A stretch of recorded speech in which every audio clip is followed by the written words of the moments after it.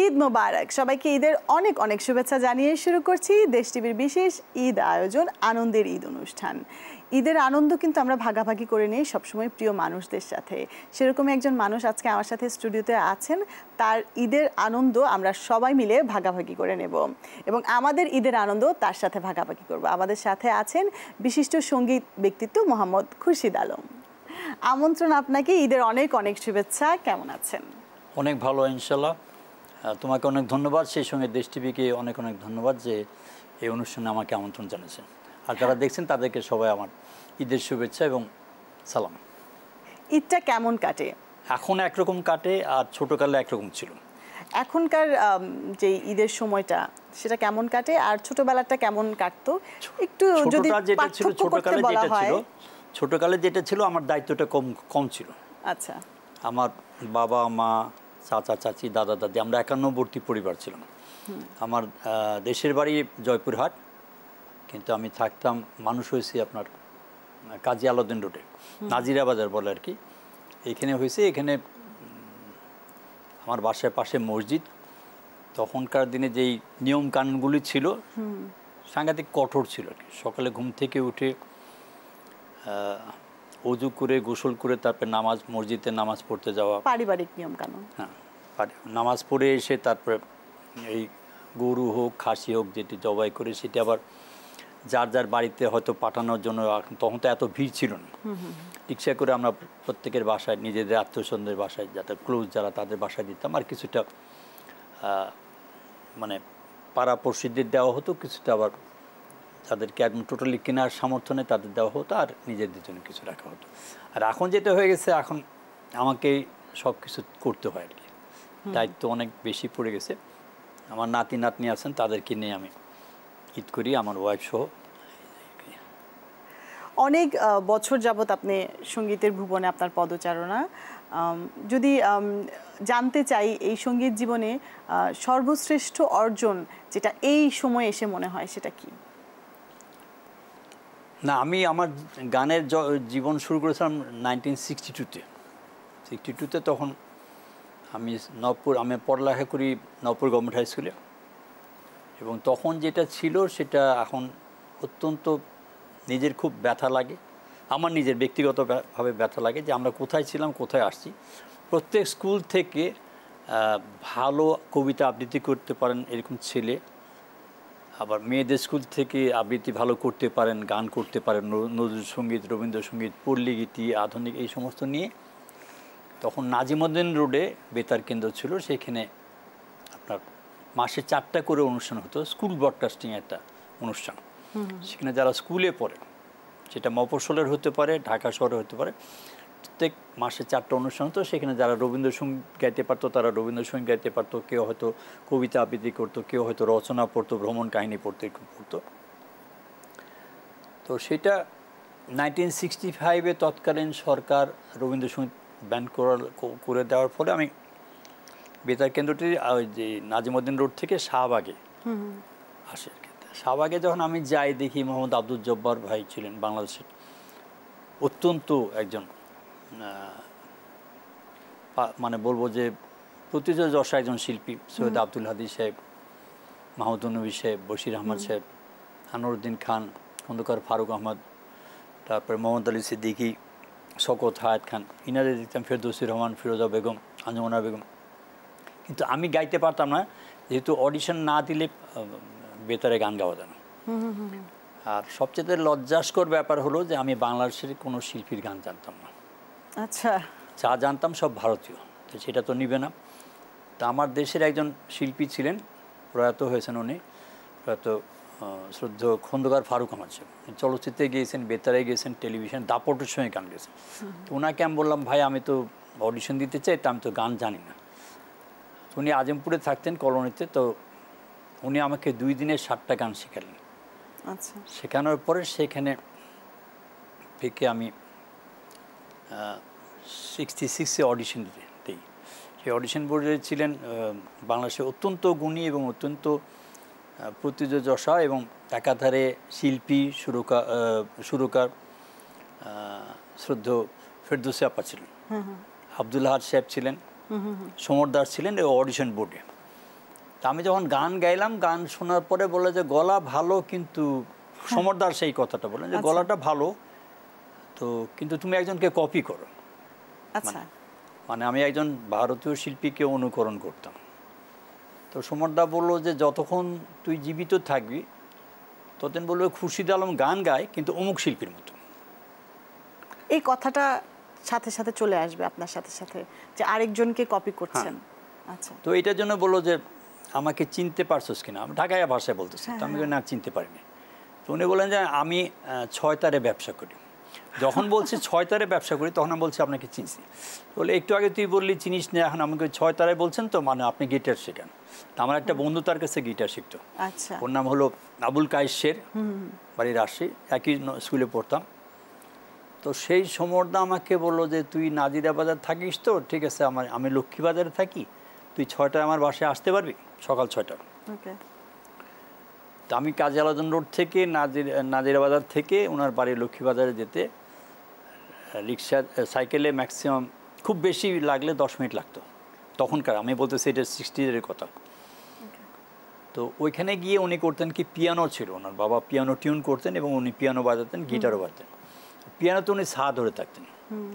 ওই সাটা আমাকে বলতো, সেই সাটা হয়তো 15 মিনিটও হতে পারে, আবার 15 মিনিট পর তো হয়তো সা থেকে রেতে গেল, গাতে গেল, মাতে গেল, এইভাবে। তো 7-8 দিন পরে ওনার বাবা বলতেছে ছেলেটাকে মেরে ফেলছিস, তখন বলতেছে না, আমি মানুষ করছি। তো সমরদার ঋণ আমি জীবনে শোধ করতে পারবো না। 6 মাস উনি আমাকে ওনার বাসায় নাস্তা খেয়ে আবার এসে আবার স্কুলে যাওয়া। 6 মাস পরে বললো আমি ছেড়ে দিলাম, 10টা শিল্পীর সঙ্গে গাবি, তোর গলা আলাদা। তো ওনার ঋণ আমি জীবনে শোধ করতে পারবো না। আর একজনের কথা না বলে না, উনি বাংলার অধ্যাপক ছিলেন, head of the department, Jagannath কলেজের, অজিত কুমার গুহ। তো উনি আমার রবীন্দ্রসঙ্গীত শুনতেন, বলে বাবা গলাটা ভালো কিন্তু তুমি উচ্চারণটা একটু উর্দু হয়। তো আমি যে স্কুলে পড়তাম সেই স্কুলে উর্দু মিডিয়াম ছিল, বাংলা মিডিয়াম ছিল, ক্লাস কিন্তু একই সঙ্গে হতো। তা 6 ঘন্টা ক্লাস হতো, 6 ঘন্টার ভিতরে উর্দু আলাদার সঙ্গে কথা বলতাম, ওই টেন্ডেন্সিটা আমার চলে আসছিল। তো সমরদার কাছে আমি কৃতজ্ঞ। তারপর আমি 1967 থেকে ভেতরে লাইভ গান শুরু করি। এবং একটা দিন আমার তখন সিস্টেম ছিল যে কমার্শিয়াল সার্ভিসে রেকর্ডিং যে হবে, সে রেকর্ডিং কোনো শিল্পী যদি না আসে ওই দিনটা খালি রাখা যাবে না, অন্য কোনো একটা শিল্পী XYZকে দিয়ে করতে। আজাদ রহমান সাহেবের সঙ্গে আমার পরিচয় হয় ছায়ানটে। তখন ছায়ানট ছিল আজিমপুরে, অগ্রণী বালিকা বিদ্যালয় ছিল। তো আজাদ রহমান সাহেব আসছিলেন পশ্চিমবঙ্গ থেকে 1965-এ। তো আমার চাচার সঙ্গে ওনার খুব হৃদ্যতা ছিল। ওই সুবাদে আমার চাচা বললো আমার ভাষা গান করে একটু দেন। তো উনি ছায়ানটে আমি ভর্তি হলাম। তখন আমি ম্যাট্রিক পাস করেছি 1964-এ। সেখান থেকে আমি তখন কলেজ অফ মিউজিকে ভর্তি হলাম, আমরা হলাম ফার্স্ট গ্রুপ। তো কলেজ অফ মিউজিকে ভর্তি হওয়ার পরে এখানে আমি, এর আগে আমি 62-63-তে, এখন যেটা শিক্ষার সপ্তাহ বলা হয়, তখন আগে বলা হতো ইস্ট পাকিস্তান এডুকেশন উইক। সেখানে আমি রবীন্দ্রসঙ্গীত এবং আধুনিকে পরপর 2বার ফার্স্ট হই। তো আমি যখন ছায়ানটে ভর্তি হয়ে গেলাম, ছায়ানটের যিনি প্রতিষ্ঠাতা সঞ্জিদা আপা, উনি আমাকে প্লে গ্রুপে নিলেন, মানে বাংলা যেটাকে বলে যে প্রারম্ভিক। তা আমি ভর্তি হতে যাবো, ওই টাইমে আবার জাহিদুর রহিম সাহেব বলে একজন রবীন্দ্রসঙ্গীতের সঙ্গীত শিল্পী ছিলেন এবং শেখ লুৎফর রহমান, উনি বলতেছে তুমি এখানে কি করতো, আমি ভর্তি হতে আসছি। তো বলে কোন ক্লাসে? তা বললাম প্রারম্ভিকে। তাই ওনারা আবার সঞ্জিদা আপাকে বললো যে কলেজ মিউজিকে পড়ে রবীন্দ্রসঙ্গীত ভালো গায়। সঞ্জিদা আপাকে বললো যে সেকেন্ড ইয়ারে নিতে। সঞ্জিদা আপা বললো না, সেকেন্ড ইয়ার, ফার্স্ট ইয়ার। এই ফার্স্ট ইয়ার সেকেন্ড ইয়ার পড়ার পরে আর আমি ছায়ানটে শেখার সুযোগ হয় না, কারণ ততদিন আমি আমার বেতারের জীবনে প্রথম যে গানটি গেয়েছিলাম একটু বলতে চাই। প্রথম গান করি আপনার একই দিনে 2টা গান গাই। একই দিনে 2টা গান গাই। একটা হলো এই গানটির গীতিকার ছিলেন কবি সিরাজুল ইসলাম সাহেব, ওনার বাড়ি নদীর ওপারে কেরানীগঞ্জে। আর একটা গান লিখেছিলেন ওনার বাড়ি বগুড়া, জীবনেশ্বর জামাল, অত্যন্ত গুণী একজন গীতিকার। এবং সবার জীবনের প্রথম গান হয় একটা, আপনার প্রথম গান হয়েছে দুটো। ওকে, তো একটু শুনে অল্প একটু না শুনে আবার। নিশ্চয়ই। তো প্রথম গান হলো কবি সিরাজুল ইসলাম সাহেবের লেখা এবং শ্রদ্ধেয় আজাদ রহমান সাহেবের সুর করা। তোমার দুহাত ছুঁয়ে শপথ নিলাম, থাকবো তোমারই আমি কথা দিলাম। তোমার দুহাত ছুঁয়ে শপথ নিলাম, এই একটা গান। আর সেকেন্ড গান একই দিনেই হয়, ওইটা খুব ফাস্ট বিটের ছিল। ওটা হলো জীবনেছে জামাল আপার লেখা। চঞ্চল দুনয়নে বলো না কি খুঁজছো, চম্পানা করবি না পলসের গুচ্ছ। চঞ্চল দুনয়নে বলো না কি খুঁজছো, চম্পানা করবি না পলসের গুচ্ছ। চঞ্চল দুনয়নে বলো না কি খুঁজছো, চম্পানা করবি না পলসের গুচ্ছ। চঞ্চল দুনয়নে বলো না কি খুঁজছো, চম্পানা করবি না পলসের গুচ্ছ। এই দুটি গান আমি গাই। এই গানটা গাওয়ার পরে এই তোমার দুহাত ছুঁয়ে শপথ নিলাম গানটি, তো এখানে তখন এইখানে আমাদের ডিস্কের কোনো কারখানা প্ল্যান্ট ছিল না। তো এখানে একটা লিয়াজো অফিস ছিল, HMBর হিজ মাস্টার ভয়েসের একটা লিয়াজো অফিস ছিল। হেড অফিস ছিল পাকিস্তানে, করাচিতে। তো এইখানে যারা ছিলেন আমাদের বাংলাদেশে অত্যন্ত গুণী একজন শিল্পী, অত্যন্ত সুকণ্ঠের অধিকারী কলিম শরফ হিসেব, উনি ছিলেন লিয়াজো অফিসার HMBর। আর রোজিলতি বলে এক ভদ্রমহিলা ছিলেন। তো ওনারা আমার প্রত্যেকেরই যে গানটা হিট জনপ্রিয়তা সুপার এখানে হতো, সেটাকে পাকিস্তানে পাঠাতো। আচ্ছা, পাঠানোর পর ওইখানে ডিস্ক হতো। ডিস্ক হয়ে সেই ডিস্কটা আবার এখানে মার্কেটিং করা হতো। তাই অল ওভার পাকিস্তান আমার তোমার দুহাত স্বপ্ন দিলাম গানটা অল ওভার পাকিস্তান 7 স্ট্যান্ড করে সেলে। তারপরে আজাদ রহমান সাহেব একটা ছবি পেলেন, আপনার ওনার জীবনের প্রথম ঢাকায় এগিয়ে ছবি, ছবির নাম আগন্তুক। গীতিকার আমার চাচা ডাক্তার আবু হাদিস, সেখান থেকে প্লেব্যাকের যাত্রাটা 69-এ আগন্তুক ছবিতে আমার প্রথম রাজ্জাক সাহেবের লিপে। এর পরবর্তী গল্প শুনবো, তবে এখন একটা বিরতি নেবার সময় হয়েছে, বিরতিটা নিয়ে ফিরে আসছি। দর্শক, আপনারা দেখছেন দেশ টিভির বিশেষ ঈদ আয়োজন আনন্দের ঈদ অনুষ্ঠান। যাবো একটা বিরতিতে, কোথাও যাবেন না, আমাদের সাথেই থাকুন।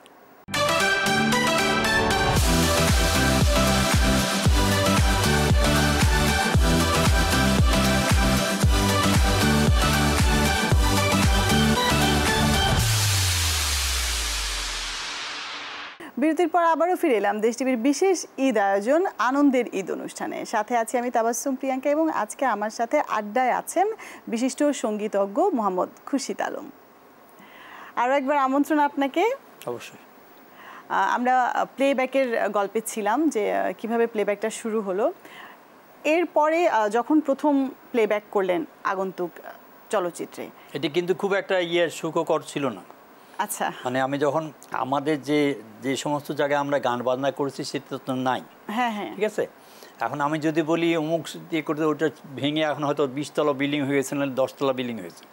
আমার ওয়াইফ জিজ্ঞেস করে কিংবা আমার বাচ্চা মেয়েরা যখন জিজ্ঞেস করে তুমি প্রথম গান কোথায় গেছিল, ওটা কিন্তু দেখাইতে পারি না। ঠিক আছে। তা আমি যখন সেই জায়গায় স্টুডিওতে গেলাম, ওটা ছিল ইস্ট পাকিস্তান গ্রামোফোন কোম্পানি। এটা ডাইরেক্টর ছিলেন ফেরদৌসী রহমান, খানাতুর রহমান, আর সানাদ রহমতুল্লাহ এবং সালাউদ্দিন সাহেব একজন পরিচালক ছিলেন, রূপবান বানিয়েছিলেন। ইনারা পরিচালক ছিলেন ইস্ট পাকিস্তান গ্রামোফোন কোম্পানি। এখানে রেকর্ডিং করতে যাই, তখন আমি ইন্টারমিডিয়েট ফার্স্ট ইয়ারে পড়ি কলেজ অফ মিউজিকে। তা আমি যখন গান গাইতে গেলাম, তখন আমার সঙ্গে আমি খুব ভাগ্যবান মনে করি, তখন মিউজিক রেডিওর যারা মিউজিক ডিপার্টমেন্টে চাকরি করতো, দে আর নট মাই রিলেটিভ। ঠিক আছে। তারা আমাকে সবাইকে বলতেছে যে আজকে আমাদের খুরশিদ আলম ছবিতে গান গাবে। প্রথম 5-6 জন অফিসার আসছিলেন আমার সঙ্গে। তো প্রডিউসার আজাদ রহমান সাহেবকে বলো যে আজাদ রহমান সাহেব আপনি শিল্পী চেঞ্জ করেন, কারণ তখন আমি ফার্স্ট ইয়ারে পড়ি, একদম এরকম ছিলাম। আচ্ছা। তো নায়করাজ রাজাকে লিপে ওইটা উনি হয়নি, মানে সেটা দেখে মনে হচ্ছিল, চেহারা দেখে উনি বলেন, কণ্ঠ হয়তোবা শুনতে যাননি, গান শুনতে যাননি। তারপরে যখন বললো যে রেকর্ডিং হবে না, রেকর্ডিং হলো না। আচ্ছা। তা সবার যেটা হয় ন্যাচারালি যেটা হয়, সবারই মন খারাপ থাকে। আমি যেটা বিশ্বাস করি যে তখন তো আমি বেতারে সি গ্রেডের আর্টিস্ট। ঠিক আছে, বেতারে তো আসি। তা আমাকে বলতেছে বাবা কিছু মনে করুন, নেক্সট আল্লাহ যদি করে হবে। আমাকে দেখেন আমি তো বেতারে আসি, বেতার থেকে তো আর বের করে দেন। তখন রাজ্জাক সাহেব আমাকে পিক করেন, নায়করাজ রাজ্জাক। ওনার বাসায় নিয়ে গিয়ে উনি ওনার ওয়াইফের সঙ্গে পরিচয় করে দিলেন, ওনার যে ছেলে মেয়ে তাদের সঙ্গে পরিচয় করে দিলেন। তারপরে রাগলে কিভাবে রাগেন, হাসলে কিভাবে হাসেন, অভিমান করলে কিভাবে করেন। পরপর 3 দিন দেখা দেওয়ার পর উনি বলেন যে আপনার ভয়েস আমি লিপসিং দেবো। প্রডিউসারের যে মিসেস ছিলেন উনি বলেছিলেন যে তোমার দুহাত ছুঁয়ে শপথ দিলাম যে শিল্পী গেছে তাকে দিয়ে গানটা যেন করানো হয়। কিন্তু আমি যে পাতলা পুতলা লোক যে তোমার দুহাত ছুঁয়ে এটা গেছে, এটা পরে উনি বাসায় গিয়ে বোধহয় এটা বিশ্বাস করতে পারছিলেন না। উনি হয়তো বিশ্বাস করতে পারেন না। পরে এসে আবার 3 দিন পরে, মিথ্যা কথা বলবো না, 3 দিন পরে রেকর্ডিং করে।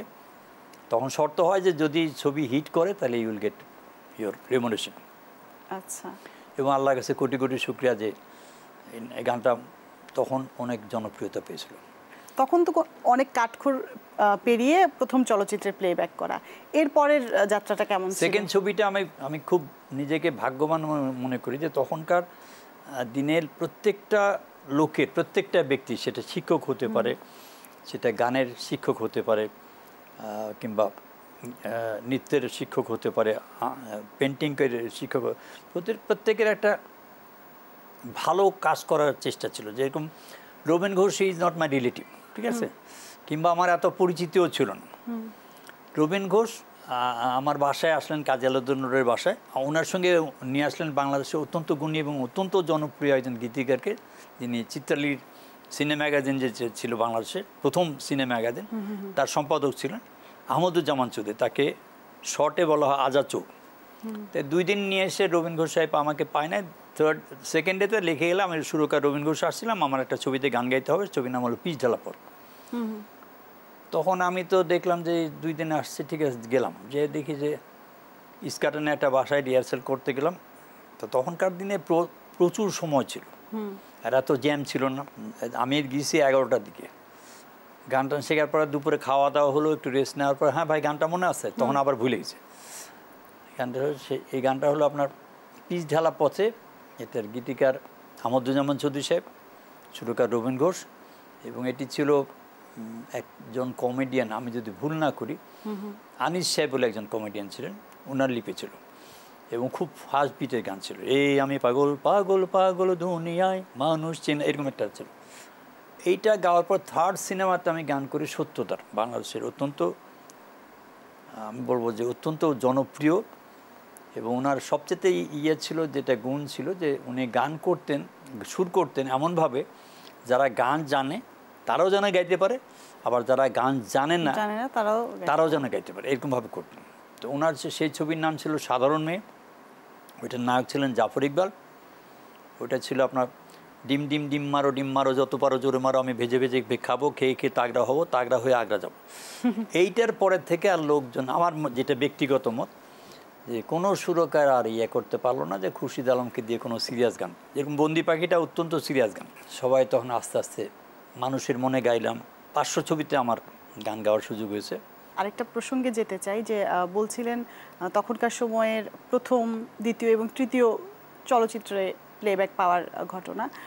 তো প্রথম চলচ্চিত্রের প্লেব্যাকটা হিট হওয়ার পরে, তারপরে আরও পরবর্তীতে আরও শ্রোতাপ্রিয় গান আসবার পরে, তখন কি একটা প্রেশার কাজ করতো যে আমাকে ভালো গানই উপহার দিতে হবে দর্শক শ্রোতাদের? এইটা all credit goes to music director and ছবির পরিচালক, ওনারা যেভাবে আমাকে বলতেন। এখন যেরকম অনেক কম্পিটিশন, তখন কম্পিটিশনটা বর্তমান সময়ের চেয়ে তো নিশ্চয়ই অনেক কম ছিল। না, কম্পিটিশন ছিল, ভালো কাজ করার জন্য কম্পিটিশন ছিল। আর তখনকার যেটা ছিল সেটা হলো যে, এখন যেটা হয় যে, এখনকার যেটা, আমি কাউকে দোষ দিই না, এটা পরিস্থিতির পরিপ্রেক্ষিতে এটা হয়েছে যে যিনি সুরকার উনি গান লেখেন, উনি সুর করেন, উনি গান, ঠিক আছে। কিন্তু তখনকার দিনে কিন্তু সুরকার কখনো চেষ্টা করেন গান গাওয়ার। সুরকার কাজ সুর করা ছিল, গীতিকারের কাজ গান লেখা ছিল, পরিচালকের কাজ ছিল ছবি পরিচালনা করা। এইভাবে গান করেছে, এবং কিছু ছবিতে আমি প্রচুর গান গেয়েছি, যেরকম লালু ভুলু বলে একটা ছবির নাম না বলে না, সেইখানে যতগুলি গান ছিল, এটা আমার জনগণদের, মানে যারা দর্শক দেখছেন তাদের উদ্দেশ্যেই বলি যে লালু হুলু ছবিটা ডক্টর নিরঞ্জন গুপ্তের লেখা কাহিনী। তো এটা 1970-তে বোম্বেতে দোস্তি ছবি বলে একটা হয়েছিল, যেখানে মোহাম্মদ রফি সাহেব গান গেছিলেন। 1972-তে হামরাহি বলে একটা ছবি হয়েছিল পাকিস্তানে, সেখানে পাকিস্তানের বেস্ট সিঙ্গার আহমদ রুদিকে বাদ দিয়ে মাসুদ রানাকে নেওয়া হয়েছিল, যেহেতু মাসুদ রানা অনেক টিকে যেতে পারতেন। আবার এইটাই আপনার বাদশাহ ছবি হয়েছিল 1976-এ ক্যালকাটায়, পশ্চিমবঙ্গের ছবিতে, সেখানে মান্না দে সাহেব গেছিলেন। তো সুবল দাস এটার সুরকার ছিলেন এবং গীতিকার ছিলেন মাসুদ করিম সাহেব। তো ওই সুবলদা বললো যে এক ছবিতে তুমি 5টা গান গাবে। আমি বললাম যে নাম শোনার পরে আমি বললাম কাহিনীকার এই ডক্টর নিরঞ্জন গুপ্ত। তো বলেছে হ্যাঁ। আমি বললাম না আমাকে দিয়ে করেন না, আমার দ্বারা হবে না। তখন প্রডিউসার বলতেছে কেন হবে না, আপনি গান গাবেন পয়সা, আমাকে ভাই ছবি ফ্লপ করলে দায়ী হবে কি। তো তখনকার দিনে ভালো কাজ করার জন্য প্রত্যেকের কন্ট্রিবিউশন ছিল। সুবলদাকে আমি বললাম যে আমাকে 15-20 দিন সময় দিতে হবে। আর এই প্রেশারটাও ছিল যে যদি ছবিটা বা গানটা হিট না করে বা শ্রোতারা পছন্দ না করে, ওই প্রেশারটার জন্য হয়তো বা 15 দিন পরে আমি 15 দিন আমি মোহাম্মদ রফি সাহেবের একটা গান ছিল হিন্দিতে দোস্তি ছবিতে, ওই গানটা আমি 15 দিন গেয়েছিলাম। আচ্ছা। 15 দিন পরে সুবলদাকে গিয়ে আবার বাংলা ভার্সনটা যেটা উনি ওইটা ছিল, তোমরা যারা আজ আমাদের ভাবছো মানুষ কিনা, তোমরা যারা আজ আমাদের ভাবছো মানুষ কিনা, আমরা মানুষ ভাগ্য শুধু করলো প্রবঞ্চনা, করলো প্রবঞ্চনা, তোমরা যারা আজ আমাদের ভাবছো মানুষ কিনা। এই গানটা এটা দিয়ে স্টার্ট করি। তারপর তবে দোস্তি যদি চাবে সেরকমভাবে 5টা গান ছিল আর কি। আচ্ছা। তো সুবোধের কাছে আমি অত্যন্ত কৃতজ্ঞ যে এক ছবিতে উনি আমাকে 5টা গান গাইয়েছেন। তাছাড়া রাজ্জাক সাহেবের ছবিতে কিছু কিছু ছবিতে 3টা 3.5টা এবং গান গাওয়ার সুযোগ হয়েছে এবং প্রত্যেক সুরকারের সুরে বললাম আহমদ ইমতাজ বুলবুল সাহেবের সুরে গাওয়ার সৌভাগ্য হয়নি।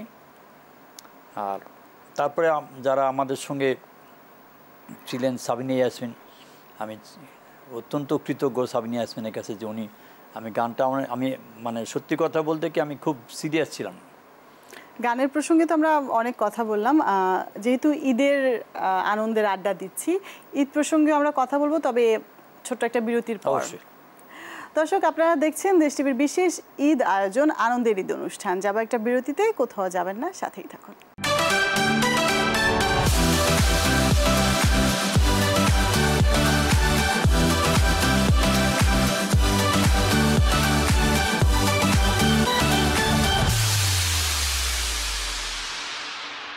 বিরতির পর আবারও ফিরে এলাম দেশ টিভির বিশেষ ঈদ আয়োজন আনন্দের ঈদ অনুষ্ঠানে। সাথে আছি আমি তাবাসসুম প্রিয়াঙ্কা এবং আমার সাথে আছেন বিশিষ্ট সঙ্গীতজ্ঞ মোহাম্মদ খুরশিদ আলম। আবারও ফিরে এলাম, আপনাকে আরও একবার আমন্ত্রণ। একটু আবারও ঈদ প্রসঙ্গে চলে যেতে চাই, যেহেতু ঈদ আনন্দের আড্ডা মানে তখন যেটা হতো আমি বলি, ঈদের যেটা কোরবানি ঈদ হোক কিংবা রোজার কোরবানি ঈদ, আমাদের এটা তো কোরবানি ঈদের ব্যাপারে আমি বলি যে তখন এই যে এখন ঈদের সময়টা কিভাবে কাটানো হতো, ঈদের সময় যে বিভিন্ন জায়গায় হাট হচ্ছে এগুলি ছিল না, ঠিক আছে। পার্টিকুলার জায়গা ছিল, সেটা হয়তো দেখা গেল যে ঢাকা শহরটা ছিল বুড়িগঙ্গা নদী আর এইদিকে আপনার হাইকোর্ট পর্যন্ত, ঠিক আছে, এই জায়গার ভিতরে। কিন্তু তাদের প্ল্যানিং ছিল যে এখান থেকে গরু পাওয়া যাবে, এখান থেকে ছাগল পাওয়া যাবে। এখনকার মতো যে হাট করা, এটা যেহেতু ঢাকা এখন বিরাট বড় শহর হয়েছে, আর তখন যেটা ছিল খুব ধীর স্থিরভাবে কাজ, মানে প্ল্যান ওয়েতে কাজ হতো। নামাজের পরে আগে নামাজ পড়াটা আমাদের কম্পালসারি ছিল প্রত্যেকে। এখন কিন্তু এটা অনেকে আমাকে মাইন্ড করতে পারেন, সেটা হলো কি নামাজ কত তাড়াতাড়ি আমি শেষ করে কোরবানিটা দিতে পারবো, এটা এখনকার দিনে হয়। আর প্রচুর ইয়ে ছিল, সংবাদপত্র যেগুলি ছিল সেগুলি সংখ্যা ভালো বের করতো। তারপরে প্রত্যেক মহল্লায় বাচ্চাদের খেলাধুলার মেলা বসতো, ঈদ উপলক্ষে আজিমপুরে যে মেলা হতো, এটা মানে এখন এটা সত্যি কথা কি আমার খুব মানে কল্পনা করে দেন তখন যে ঈদের আনন্দ ছিল, সেটার সাথে এখনকারটা অনেক ডিফার করে, এটা অবশ্য মেনে নেওয়া উচিত। অনেক চলচ্চিত্রে প্লেব্যাক করেছেন, কোন গানটা আপনার আসলে নিজের মনের সাথে বা নিজের সাথে জড়িয়ে আছে, খুব বেশি ভালোবাসেন? না, মনের সঙ্গে না, আমি একদম সত্য কথা বলি। প্রত্যেক লোকের, মানে আমি একজন বাবা হিসেবে বলতেছি, বাবা মার প্রথম সন্তান যদি ল্যাংড়া হয়, লুলা হয়, যেটাই হোক না কেন, ওইটাই ভালো লাগে, ঠিক আছে। বন্দি পাখির মতো গানটা আমার দর্শকরা কিভাবে নিয়েছেন না নিয়েছেন এটা জানেন, এটা আমার ভালো লাগবেই। তারপরে আরও অনেক গান আছে অবশ্যই। প্রথম দিকে তো চ্যালেঞ্জ ছিল প্লেব্যাক করবার সময়, এরপরে যখন থেকে শুরু হলো, সবচেয়ে কোন চ্যালেঞ্জিং বিষয়টা আপনার একেবারে জীবনের সাথে জড়িয়ে আছে, এটা সবসময় মনে থাকবে? না, গান বাজনাটা আমি যেটা ব্যক্তিগতভাবে বিশ্বাস করি, এটা গুরুমুখী বিদ্যা। আচ্ছা, গুরুমুখী বিদ্যা আমাদের সবসময় এটা চর্চা করা উচিত বলে আমি বিশ্বাস করি। আর প্রচুর গান শোনা উচিত। এটা আমার ক্ষুদ্র অভিজ্ঞতা থেকে বলতেছি যে আমি খুব যে একটা সব জানতা তা না, আমি যেটা ব্যক্তিগতভাবে ফিল করি সেটাই আমি বলতেছি যে গান যদি আপনি 10টা গান মানে গান আপনাকে 1000টা গান শোনা উচিত। আচ্ছা, কারণ শোনাটা বিভিন্ন শিল্পীর গান শুনলে বুঝতে পারবেন কীভাবে সেটা, গানের কোনো ব্যারিকেড নেই। এই ভারতে কি হচ্ছে, পাকিস্তানে এটা ব্যারিকেড থাকতে পারে, কিন্তু গানের ব্যাপারে আমি কোনো ব্যারিকেড মানতে রাজি না। কারণ আমার ভালো জিনিসের দরকার, ঠিক আছে? আমি পাশ্চাত্য সঙ্গীতও এখানে নিয়ে আসতে পারি, কিন্তু আমার দেশটাকে আগে রেখে তারপর করা উচিত বলে আমি বিশ্বাস করি। আমাদের যেটা অসুবিধা হয়ে গেছে সেটা হলো যে যে জায়গায় থাকা উচিত সেই জায়গায় নাই। যেরকম এই দেশের বললে অনেক কিছু বলা যায়, সেটা হলো যে আগে শিক্ষকদেরকে আমরা, মানে আমি ব্যক্তিগতভাবে দেখেছি আমার নিজের জীবন, কাছে শিক্ষক অনেকগুলো অভিমানের কথা শুনতে পেলাম। অভিমান না, এটা বাস্তবতা। একজন শিক্ষক ছিলেন, একটা পিতৃতুল্য ছিলেন। আমি অ্যাক্টিভ ভয়েস প্যাসিভ ভয়েস পারতাম না। সেই শিক্ষক কিন্তু বেতন পেতেন স্কুল থেকে, তার কোনো দরকার নেই আমার স্কুলে এসে বাসায় এসে শেখানো, তার বিনিময়ে সে কোনো পয়সা নিত না। এই যে শেখানো, আমি একটু কথাটার মাঝে ইন্টারাপ্ট করি। এই যে অনেকগুলো অভিমানী কথাই আমি আবারও বলছি, তো আপনার কাছে কোন জায়গাটাতে আসলে পরিবর্তন আনাটা উচিত বলে আপনি মনে করেন? আমি বললে তো আর হবে না। আমি যেটা বলতে চাই সেটা হলো যে সব ব্যাপারেই কিন্তু সব সরকারি যারা আমলা আছেন তাদের বেতন বাড়াচ্ছেন, তাদেরকে বাসস্থানের ইয়ে করতেছেন, এটা করা উচিত, কারণ তারা অনেক পরিশ্রম করেন। সেরকমভাবে যারা খেলোয়াড় আছেন, যারা অভিনেতা অভিনেত্রী আছেন, যারা নাটক রচনা করতেছেন, যারা গান রচনা করতেছেন, তাদের রয়্যালটি দিচ্ছেন। তা আপনি একই দেশে যদি গীতিকারকে যদি রয়্যালটি দিতে পারেন, তাহলে শিল্পীকে কেন দেবেন না? এটা বাধাটা কোথায়? এবং এটা আমার মনে হয় যে যদি আমাদের সদয় হন সরকার, তাহলে ইচ্ছা করলে দিতে পারে, ইচ্ছা করলে। এটা ডিপেন্ড করতেছে আমি হ্যাঁ না, তাই না? কারণ আপনি অন্যদিকে আজকে একটা ইয়ে করে বলতেছে এটা না হলে আমরা বন্ধ করে দেব। আমিও ব্যক্তিগতভাবে জানি আমাদের উইক পয়েন্টটা কোথায়, because we are not United. সঙ্গীত শিল্পীদের, সেটা রবীন্দ্রসঙ্গীত হোক, নজরুল সঙ্গীত হোক, পল্লীগীতি হোক, আধুনিক হোক, ব্যান্ডের গান হোক, সবাই যদি আমরা একত্রিত হতে পারতাম তাইলে হয়তো একটা কিছু করা যেত। অনেক ধন্যবাদ আপনাকে আমাদের এই আয়োজনটাকে আমি খুব দুঃখময় করতে চাই না, তারপরে বলি যে আমার জন্য দোয়া করবেন। আর আমার সবচেয়ে বড় ব্যাপার হচ্ছে যে আমি আল্লাহর কাছে কোটি কোটি শুকরিয়া যে আমি এই বয়সে আমি আমার যা পাওয়ার, আল্লাহর কাছে কোটি কোটি শুকরিয়া, সবই পেয়েছি। চ্যানেল থেকে আজীবন সম্মাননা পেয়েছি, 17তে 18তে পেয়েছি, 21শে পদক, 19শে পেয়েছি সিটি ব্যাংক পুরস্কার, তারপর 23শে পেয়েছি ফিরোজা আপার নামে একটা ঢাকা ইউনিভার্সিটিতে একটা পুরস্কার দেওয়া হয়, সেটাও পেয়েছি। আর এই 25শে রবীন্দ্রসঙ্গীত শিল্পী সমিতি যে আছে তারা একটা আজীবন সম্মাননা দিচ্ছে। আমি এই ব্যাপারে আল্লাহর কাছে কোটি কোটি শুকরিয়া। আর আমি সবার কাছে দোয়া চাই আমার শরীর স্বাস্থ্য যেন ভালো থাকে, যতদিন আমি জীবিত থাকবো ততদিন যেন আপনাদেরকে আমারই গাওয়া এই পুরনো দিনের গানগুলি আবার নতুনভাবে শোনাতে পারি। আর এত কষ্ট করে যারা দেখলেন তাদেরকে অনেক অনেক ধন্যবাদ। অনেক ধন্যবাদ আপনাকেও। এভাবে আমরা যেতে দিব না, আমি ছোট্ট করে একটু দর্শকদের কাছ থেকে বিদায় নেব, তারপর ছোট্ট করে 2 লাইন গান শুনতে শুনতে আমরা বিদায় নেব। দর্শক, আপনারা এতক্ষণ পর্যন্ত দেখলেন দেশ টিভির বিশেষ ঈদ আয়োজন আনন্দের ঈদ অনুষ্ঠান। একেবারে অনুষ্ঠানের শেষ পর্যায়ে আমরা আছি এবং আজকে আমাদের সাথে ছিলেন বিশিষ্ট সঙ্গীতজ্ঞ মোহাম্মদ খুরশিদ আলম। তার জীবনের অভিজ্ঞতা শুনছিলাম এবং তার এই আড্ডায় নিশ্চয়ই এমন অনেক কথা উঠে এসেছে যেগুলো হয়তোবা দর্শক আপনাদের নিজেদেরও মনের কথা অজানা ছিল, সেই কথাগুলো আজকে আমরা আপনাদেরকে জানাবার চেষ্টা করেছি। সবাই ভালো থাকবেন, সুস্থ থাকবেন এবং অবশ্যই আপনাদের সবাইকে আরও একবার ঈদের শুভেচ্ছা, ঈদ মোবারক। গানে গানে আমরা শেষ করি। তোমাকে অনেক ধন্যবাদ, সেই সঙ্গে দেশ টিভিকে অনেক অনেক ধন্যবাদ, ক্যামেরা, লাইটে, সেটে, সাউন্ডে যারা আছেন তাদেরকে এবং এই অনুষ্ঠানের প্রযোজককে আমার আন্তরিক ধন্যবাদ এবং শুভেচ্ছা। আর এখন যে গানটি গাইব এটি সবাই শুনতে চায়, সেটা হয়তো 3 বছরের বাচ্চাও হতে পারে, 80 বছরের বৃদ্ধ হতে পারে। ছবির নাম দো দুশমন, গীতিকার দাউনুদুল সাহেব, সুরকার আলম খান এবং এটা লিপসিং করেছিলেন শাবানা ম্যাডাম এবং ওয়াসিম। চুমকি চলেছে একা পথে, আরে সঙ্গী হলে দোষ কি তাতে?